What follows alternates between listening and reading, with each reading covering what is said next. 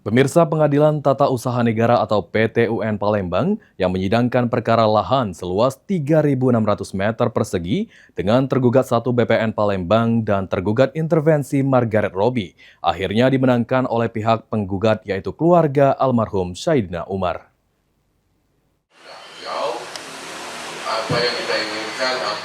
Sengketa lahan seluas 3.600 meter persegi di kawasan Simpang Raja Wali Palembang mendapatkan putusan dari Pengadilan Tata Usaha Negara atau PT-UN Palembang. Majelis Hakim PT-UN Palembang mengabulkan gugatan yang diajukan oleh ahli waris almarhum Syaidina Umar terhadap tergugat 1 BPN Palembang dan tergugat intervensi Margaret Robbie. Putusan tersebut disambut syukur oleh pihak keluarga yang diwakili Martini Umar. Menurutnya, lahan yang menjadi objek sengketa tersebut merupakan milik orang tuanya sejak tahun 1958. Kemenangan ini, alhamdulillah, selama ini sudah diperjuangkan.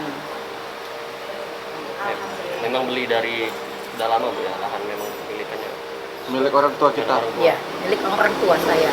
Sejak tahun berapa itu Bu? 1958.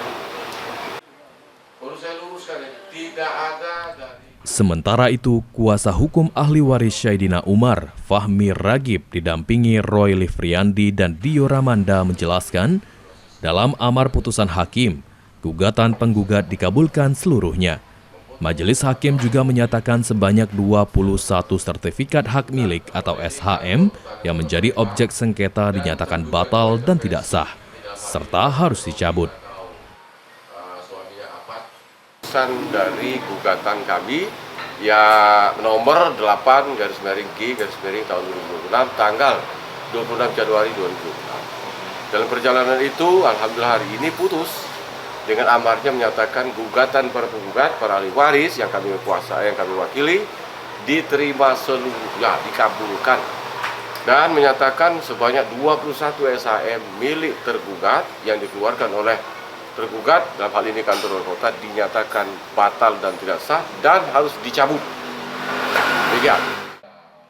Selanjutnya, pihak penggugat menyatakan akan terus mengawal proses hukum berikutnya, termasuk melakukan evaluasi dan menyiapkan langkah-langkah hukum apabila pihak tergugat memutuskan untuk mengajukan upaya banding atas putusan PT-UN Palembang tersebut.